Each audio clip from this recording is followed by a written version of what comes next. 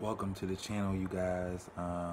Happy Thursday to you guys. I hope everybody's having a productive and progressive day, and that the Lord is keeping all of you guys. You guys see the title of the video. If you are not subscribed to the channel, please do so, and if you can, please leave a like under this video. I gladly appreciate it. I'm going to make videos regardless if anybody likes it or not, but I'd appreciate it if you guys would do that for me. There is an idea going around that to be a great mime, you have to possess very, very strong, very, very advanced, very, very technical choreography. There's an idea going around that when you mime, everything has to be perfect from a vision, from a looking standpoint. It has to look pretty. It has to look close to perfect. It has to look very, very appealing to the eye, to your eye, whoever the viewer is. That's the idea going around. There's an idea going around that if a coast that has a lot of mimes, and a coast where the majority of the mimes are, that if you don't mime like them, that it isn't real miming, or it's frowned upon, or it's made fun of. That's the idea that's going around. These are things that I've heard. These are things that I know because I've talked to people all around the country, and a lot of people had the same viewpoints on this particular subject. I do believe that our choreography should be on point. I do believe that we should pray before we choreograph our songs. I do believe that we should carefully think out our choreography, and we go to God for inspiration for our choreography. I do believe in that, and I do believe that when you go before people, you go before a man or woman or whoever you're going in front of, I do believe that things should be laid out right and presented correctly to reflect your ministry and the ministry that you're trying to portray. I do believe that. I do believe that you shouldn't go up there looking any type of way. You should have some type of a solid uniform, whether it's a robe or an outfit, something that's very, very solid and presentable. No holes in clothes, or no holes in socks, or no holes in your pants, or no holes in your shirt. I do believe that you should go up there correct. I don't believe that you should go up there wearing a whole bunch of colors that don't match. That I do believe. Where I part ways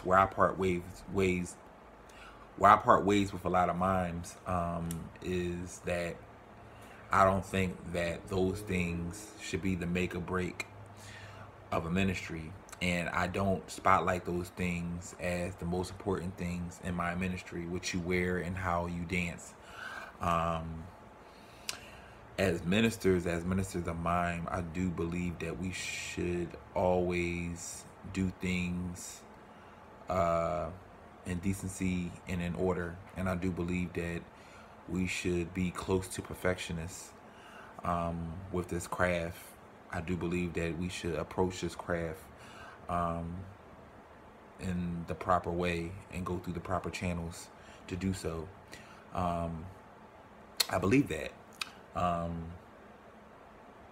But when the focus is on the presentation versus the overall ministry, that's where we part ways. A lot of you guys that mime now, today in 2019, you guys are focused on the wrong things. You guys are focused on if your gloves match your outfit, or if your robe is flashy enough. You're focused on what robe you're going to wear at this engagement and what robe you're going to wear at that engagement, because you're appealing to people versus appealing to God and trying to get his attention, trying to get his ear, his eyes, to focus on you and what you're presenting to him. Because at the end of the day, we're going to minister at these churches. God should always be the number one focus, not who we can wow and who we can make say all and who we can make get up out of their seats and clap their hands. I've always said I've never been enamored, I've never been impressed or made to feel good based off of hand claps and based off of compliments. Souls has always been my number one focus. Anybody that has gone with me to an engagement has seen exactly what I'm talking about. The souls that come up to me afterwards, they tell me that they've been through this and they've been through that, and the ministry that I presented helped them come out of that situation, and it made them want to turn their life over to Christ, or it made them want to put down the cigarette, or made them want to put down the drink, or it made them want to stop having premarital sex, or whatever the case, whatever your views is, whatever you think is wrong, whatever you think you should be doing. That's why I do what I do, for those type of remarks from the body of Christ. So we've gotten to the point where there's a competition on who can be flashier and who can be the most technically sound, who has the most training, and who can spin the best, and who can pop the best, and who can, who has the best footwork, and who has the best facial expressions. There's a competition going on, and we're at the point now where God is actually being thrown on the back burner, in ministry, overall raw ministry is being thrown on the back burner, and just your choreography and your skills being pushed to the forefront, because people want to be impressed when they come to these mime conferences or services that have mimes included in it. They want to be impressed. They don't really want to be ministered to. They don't really want to leave changed, or to leave free, or to leave healed, but they want to leave entertained. And when I was growing up, that wasn't the case. But because we're in 2019 and we're in this generation, this is the reality. I don't think choreography should be the only basis that says you're a great mime. I believe that the overall package should be not just the choreography and how your choreography looks, but I think what should count is the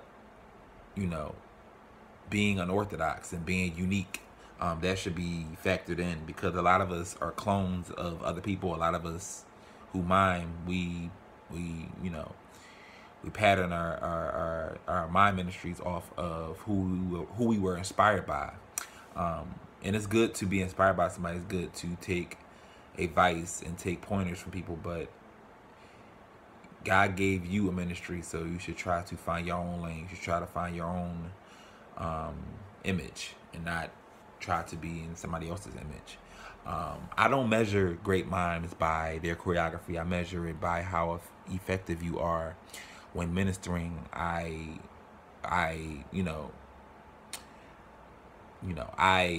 look at it like, you're just very, very effective, and you know how to charge an atmosphere. You know how to set an atmosphere. You are great at not just ministering in church, but you're great at ministering outside of church, whether it's on the street, whether it's in a prison, or whether it's in a nursing home or a homeless shelter, wherever you're ministering at, on the train, on the bus, wherever. You have a lot of connections, a lot of resources. You know, you have people who you've inspired. You have a following. You know, you're actually the reason why a few individuals mime today. You actually have taken your ministry. You actually have taken it abroad. You actually have taken it out of the state. You actually have taken it out of the country. You use what God has given you, and you use it to the best of your abilities.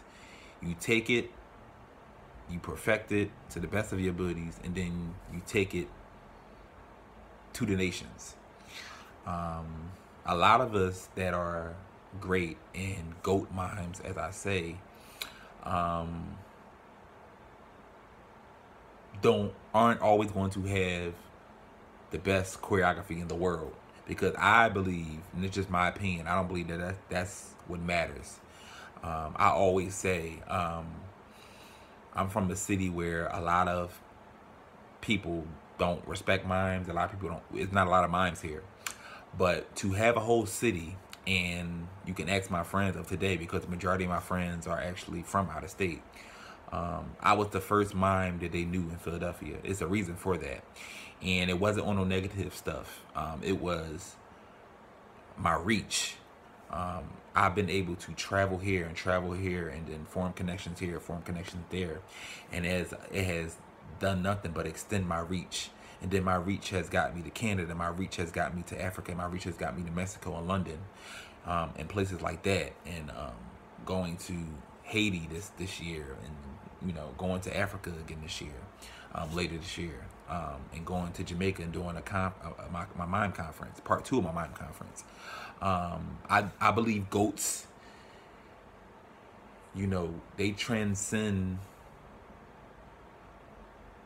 like mime, not just mime, but outside of mime. Like, I've actually sat down with investors, and Caucasian investors actually, and business owners and entrepreneurs, and actually have rubbed shoulders with these guys and done things on a broader level, and actually done a lot of things.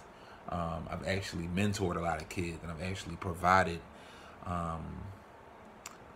opportunities for others to minister and to be spotlighted, and then to take a city that nobody knew had any mimes and to spotlight it like, oh yeah, there is mimes here, is something that I can take full credit for, because everybody that I know out of state only knows me. And whether it's negative or positive, majority of it's positive, all publicity, I'm sorry, I always struggle on that word, is good publicity. To me, that's what we say. That's what we said in my entrepreneur class. That was a line we said. But so people put these mimes that have very, very good choreography on a pedestal, and I just believe we should look at it different. I've never been nominated for an award. I've never been given an award. I have a Trailblazer award that I got last year, and I have a few things that I've been honored for. But as far as these awards that they give out, I've never been given that, because I'm from a city where there isn't a lot of mimes, and there's no spotlight over here. But there's something to be said for 12 conferences, and out of the country traveling, and then out of the state traveling constantly, and just the impact. There's something to be said for it. And the first thing that a lot of people go to is my past, and the things that I've done in my past that I'm not proud of, by the way. But that's the first thing they go to. So they tend to discredit all the work that I put in. And just like somebody told me when they were inboxing me, telling me when I was getting ready to, which I'm still doing, transition to being a spokesperson against bullying in high schools and bullying period. Somebody told me, and they wasn't the first person that told me, but they said I was a pioneer. You're not just a great mime, but you're a pioneer. Like, you pioneered mime. You've been doing it for close to 20 years, and you were miming before a lot of people was. And then for Philly, you were the person that we looked at, because you were the one traveling, you were the one doing this and doing that. And it's always good to be shown that respect. It's always good to be given those flowers while you're alive. It's just a matter of getting everybody to see it that way. Everybody isn't going to be, uh, I'll shout these people out, and this isn't a diss, shout out. Everybody isn't going to be Wendell. Everybody isn't going to be UBF5 or Destin to Mime or Shakoya or DeMarcus or whoever. That's a great mime. Xavier and, who else a great mime? Uninhibited Praise or, Kaya and Kiana, and everybody's a great mime. Jonathan, all the great mimes around the world. Quincy, Marshall, everybody isn't going to be them. Everybody's even going to be me. But when you're looking at these ministries, you just have to look beyond just what it looks like from your natural eye. Talking about the choreography, you have to look beyond that. You have to honestly see the journey, the road traveled, and the work that's being put in on a constant day-to-day basis. All of us wasn't blessed with amazing dance skill, and I do more than mime. I've actually taken tap, jazz, ballet, lyrical, all that stuff, and try to incorporate it into mime. So, I always say up here on the East Coast, we're more dancers than mimes. A lot of us up here are trained in dance education. So we're mime dancers. We aren't traditional mimes. I'm not even a traditional mime, but I'm more traditional mime than a lot of my peers here. They incorporate a lot of dancing in their miming, which is very, very dope. I do too, but not as much as them. But we just had to start looking at things different. That's why I'm glad I was blessed with that Mime Goat shirt, because I had to start looking at myself that way, because somebody actually came to me and said I should look at myself that way, because I've done so much for the Mime ministry and done so many workshops explaining why we paint our face and why we do what we do, and taking a lot of the flack, a lot of the persecution, a lot of the jabs for my ministry, speaking out against the mocking of the Mime ministry with James Fortune, and having conversations with Donald Lawrence about it, and just getting people to understand why we do what we do, just being a spokesperson. So I look at myself as a goat. I look at myself as a pioneer, and I have to. It's not even that I have to, it's that it is not even just me. There are people that look at me the same way, and I appreciate you all that come in my inbox and say great things. But we just have to change how we look at things. The best mimes are the mimes who aren't in the forefront. They aren't on every flyer. They aren't at in Houston at a conference, and they aren't at all the big conferences around the world. They aren't there. They aren't the popular ones, but they're the ones that are doing the work behind the scenes, and they're doing work quietly, and people aren't noticing it because they're focused too much on the ones that are doing Mime videos every week, and they're spotlighting their ministry all the time. And they're very, very popular. And I look at myself as a popular mime, but the flip side of that is I don't get popular treatment because I'm not put in a lot of these categories when it comes to some of the best mimes, and I'm fine with that. But at the end of the day, numbers don't lie, and work doesn't lie. At the end of the day, black and white don't lie either. So everything's in black and white, and everything I've done is documented. And it's a lot that I've done, a lot that I'm doing now that not a lot of mimes are doing. So I don't really get into that. I can really care less. I stopped caring years ago, actually, about that. But at the end of the day, I'm just glad that I had the opportunity to do what I love, and I've had the opportunity to do what I love for 20 years almost, and do it at a very, very high level. So that's it for this video. You guys, you are goats. If you aren't looked at and called on all the time, if you aren't smacked on every flyer and you're putting in work, you are a goat. You are a great mime, and continue to do what you're doing. I believe that I'm the best mime in the world, and I'm supposed to feel that way. And it's not even a competition thing. It's just a work thing, because I outwork the majority of all the mimes, and this isn't me saying I'm better than anybody. It's just me being confident in myself. Because when I was growing up, like I've said before, I didn't have the most confidence in anything. Only thing I had some slight confidence in was sports. And then when I stopped playing sports, I had to find that thing that I could be confident in. And this is the one thing, one constant that I can be confident in. So this is what I believe, me personally. And it shows in the work that I put in, constant events thrown out, and constant traveling, and constant my reach, and constant just reaching and touching people. So I appreciate you guys for joining me. I hope you liked this video. I hope you leave a comment, and continue to follow us on Instagram and on Facebook. Peace out. Subscribe.